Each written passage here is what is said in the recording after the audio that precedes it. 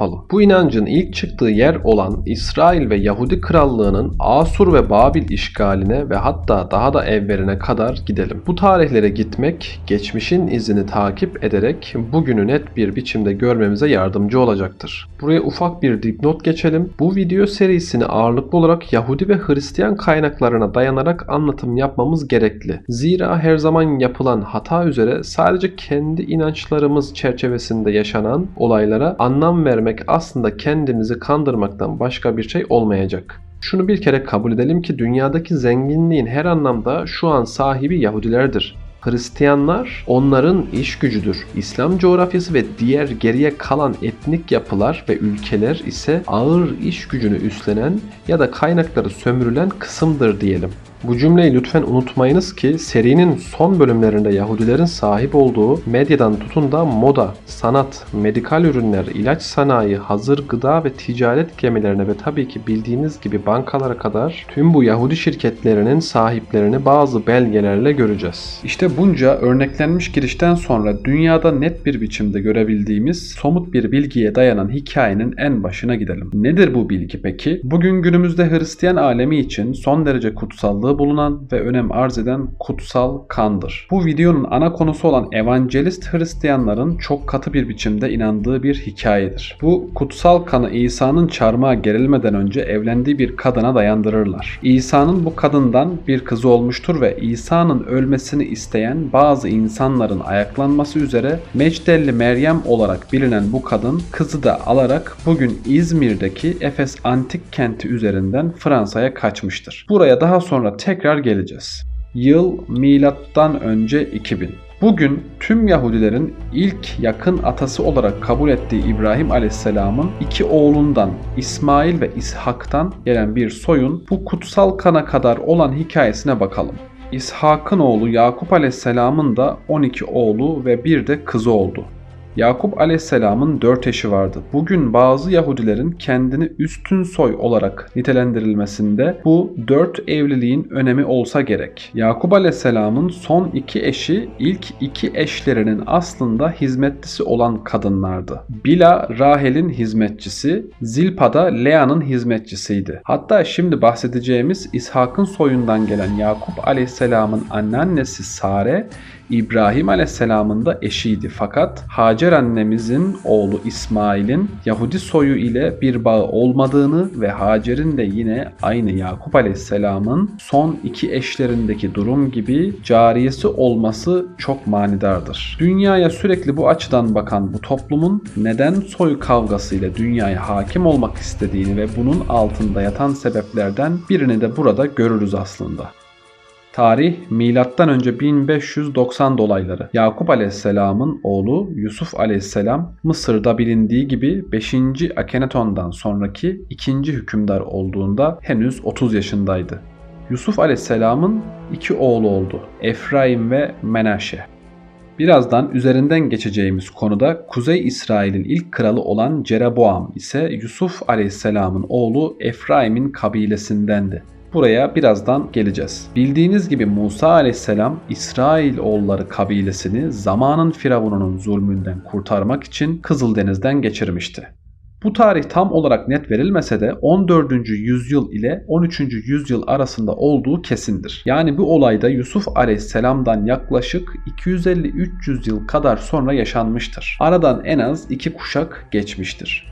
İnsan fıtratı hangi kabileden olursa olsun, hangi etnik köken üzere olursa olsun genelde ihanet içinde oluyor. Bu sadece İsrailoğullarına has bir durum değil tabii ki de. Musa Aleyhisselam'ın Turi Sina Dağı'ndan dönmesini bekleyemeyen ve ihanet eden Samirilerden sebep bugün dünyaya Sefarat ve Aşkenaz gibi soylar olarak ayrılmıştırlar. Aşkenazlar genellikle Amerika'da bulunurlar. Sefaratlar ise Avrupa, Ukrayna, Yunanistan ve özellikle başta İstanbul olmakla beraber Türkiye'de bulunurlar genel olarak.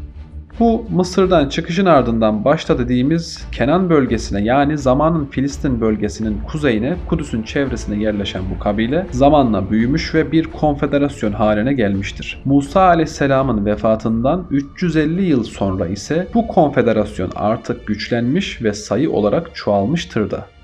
Milattan önce 1000 yıllarında Filistinlilerin güçlenmeye başlaması İsrailoğullarını birleştirmeye itmiştir. Bünyamin'in kabilesinden bir lider seçilmiş ve krallık sistemine resmen geçilmiştir.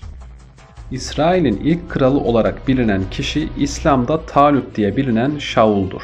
Şaul'un çevre bölgelere yaptığı seferlerden sonra krallık güçlenmiş. Şaul'un kısa liderliği ardından Yahuda kabilesinden seçilen Davut Aleyhisselam İsrailoğullarının artık yeni kralı olmuştur. O da milattan önce 970'lerde krallık yapmış ve Kudüs'ü ele geçirmiş, ardından oğlu Hazreti Süleyman Aleyhisselam gelmiş ve o da Kudüs'te bildiğiniz gibi bugün Süleyman Mabedi olarak bilinen yeri inşa etmiştir. Süleyman Aleyhisselam da 39 yıl hükümdarlık yapmış ve 930'da vefatından sonra İsrail krallığı ikiye bölünmüştür. Kuzey ve güney olarak ikiye bölünen krallık, İsrail krallığı ve Yehuda krallığı olarak ayrılmıştır.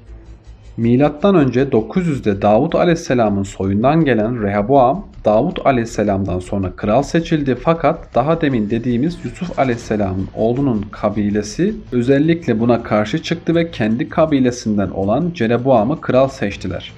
Bu da İsrailoğullarını ikiye böldü. İşte bu bölünme dediğimiz gibi Kuzey İsrail ve Güney Yehuda krallığını oluşturdu. Fakat Kuzey İsrail krallığı yani Yusuf Aleyhisselam'ın kabilesinin bulunduğu bölgede bulunan diğer kabileler her ne kadar güneye göre zengin ve güçlü olsa da sürekli yönetim değişimi iç çatışmalara sebep olmuş ve bu şekilde aradan geçen 300 yılın ardından Asurluların bunu fırsat bilmesiyle Asurlular Kuzey Krallığına seferler düzenlemiştir. Ve yaklaşık 200 yıl içinde Kuzey Yahudi Krallığı ele geçirilmiştir.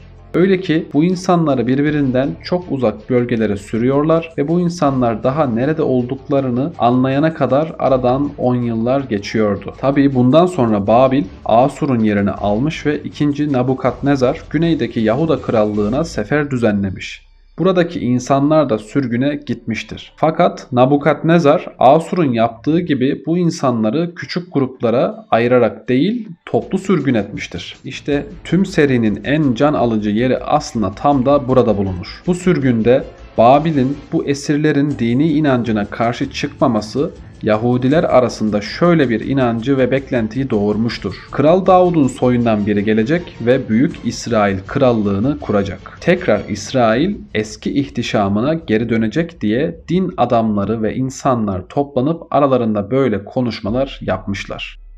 Videonun sonunda da bununla alakalı yazılı metinlerden birçok örneği de yazdım. Merak edenler bunları da okuyabilirler.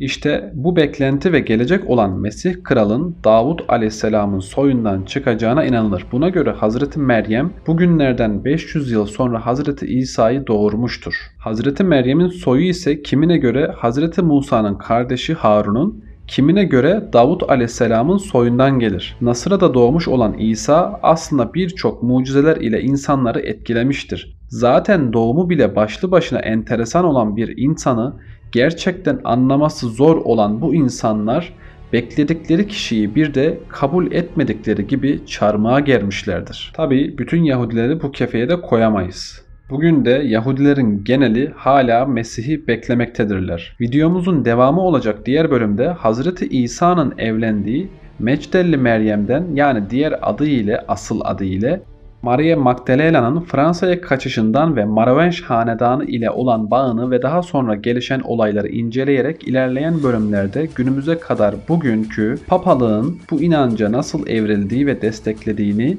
1., 2. ve 3. Haçlı seferlerinde yaşanan hadiselere ve sonraki 1000 yılda farklı amaçlar ve görüşlerle şekil değiştirmiş bu inancın nasıl sapkın bir hale bürünüp meşhur Illuminati'nin aslında bir şekilde Vatikan ile dolaylı yoldan inanç bağlamında bağlı olduğunu, Gül ve Haç tarikatının ve Londra Mason locasının içinden çıkan tabiri caizse kafayı sıyırmış şizofrenlerin nasıl Illuminati'yi kurduğunu, Siyon tarikatının Siyonizm okültizmini nasıl doğurduğunu, seçimlerde oy vereceğiniz partilerin neredeyse hepsinin bu inancın maşası olduğunu ve hatta 1998'de Siyonizm ve evangelizmin arasında oluşan kavgadan sebep yeni dünya düzeninin seyrinin değişmesine 2001'de Putin ve Erdoğan'ın aynı seneler içinde başa gelip sanki sözleşmiş gibi ikisinin de gelir gelmez yaptığı ilk icraatların mafya ve çeteleri ortadan kaldırıp ülkelerine ayak bağı olan bu parazitleri temizlemelerinin ardından derin devlet ile hareket ederek yeni dünya düzenini diğer kutbu oluşturmalarına ve bu kutbun başta Hazar Türk'ü olan Rothschild hanedanlığı ile olan bağlarına, yatırımların büyük bir kısmını sırf genç iş gücü ve coğrafi konumun avantajları sebebiyle nasıl bizim ülkemize kaydığına, fakat bunun hayırdan çok aslında Çin modeli şerri olduğuna kadar ve daha nice konulara değineceğiz. Beni sabırla dinleyen ve tarafsız olduğuma inanan herkese teşekkür ederim. Benim derdim bu tüm masum insanlığın bu şizofrenlerin planını bilmesi ve bu şizofrenliği daha fazla görmezden gelmeyip bir şeyler yaparak harekete geçmesi. Yoksa 2030'da her şey için artık çok geç olacak.